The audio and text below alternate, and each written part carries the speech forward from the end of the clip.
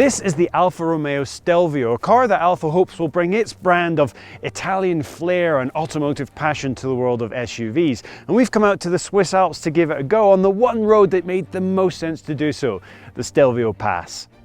At least that was the idea, but as you can see, it's the middle of winter and the Stelvio Pass is under 5 meters of snow. But I think this will do.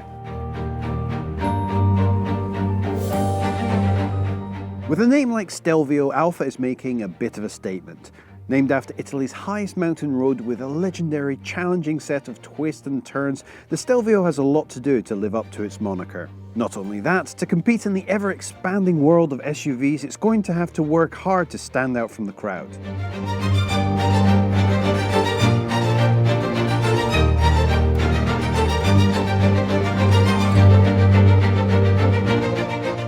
For starters, can we just stop and appreciate the fact that there's a new Alfa Romeo out on the road?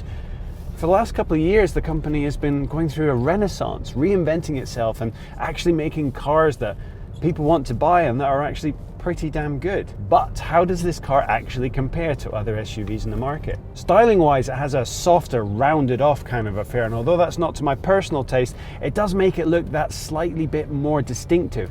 Harks back to things like the 8C, those lovely curves that we saw in that. The really small front overhang and the rugged back give a nice balance to the car, and it doesn't look quite as big as it actually feels on the inside. The wheelbase is actually the same as the Giulia. In fact, it shares a lot with its stablemate, and the idea is that this is meant to handle just the same. The main difference is the seating position. I'm sitting significantly higher than in the Giulia.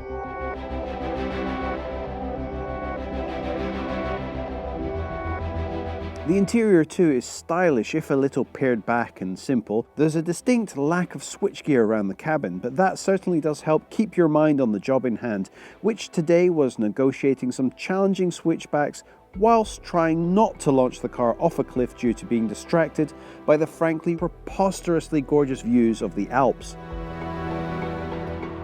If you were going to experience body roll anywhere, it would be here on these mountain switchbacks, and it's cornering relatively flat, which is making it feel a lot more sporty than you'd imagine an SUV would be.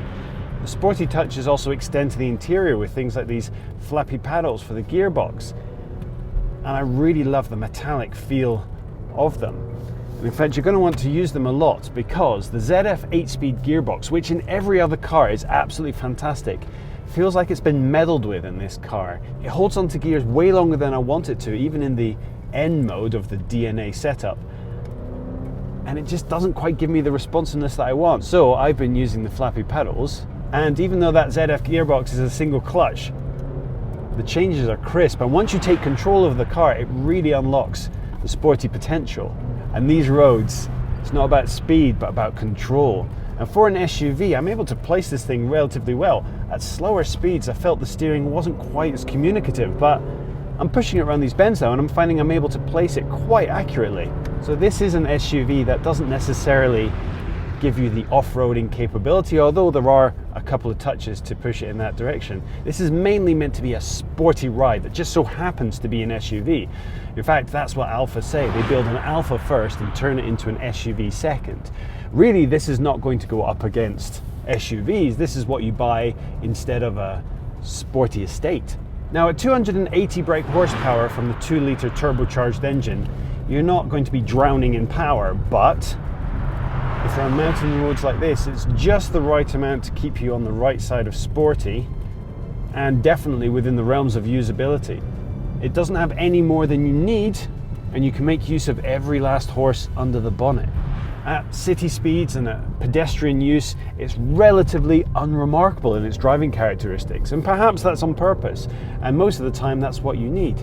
But if you start to push it, if you start to have a bit of fun, then the car comes alive, responds, and rewards you.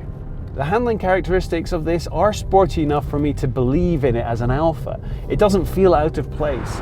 This feels like it's being built from a blank sheet of paper. But what that allows it to be is sporty first and an SUV second, and that makes it an alternative prospect to anything else in its sector. The all-wheel drive system normally sends all the torque to the rear wheels, giving this a rear-wheel drive driving characteristic. But when you need to, it can immediately send up to 50% of the torque to the front wheels, giving it the all-wheel drive-ness you need in difficult conditions.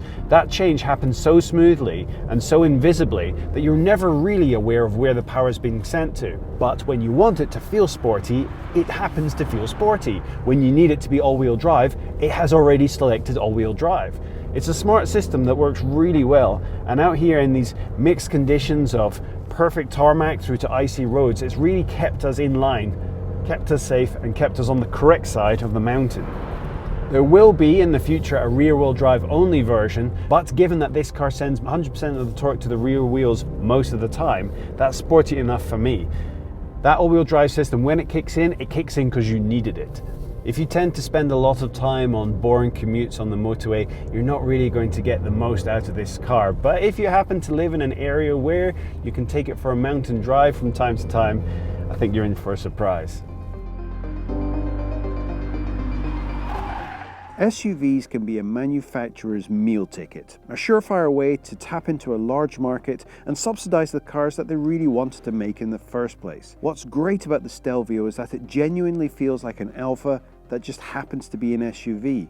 Take it to a cinematic mountain pass, put your foot down, and the car thanks you for it by giving you an exciting and exhilarating ride. Not so much a compromise between a sports car and a family car, rather more like having your cake and eating it too. If the Stelvio allows Alfa to keep growing and give us more small Italian sports cars in the future, then that's a good enough reason on its own for it to exist. The fact that it's also a great little motor is a bright red cherry on an Italian cake.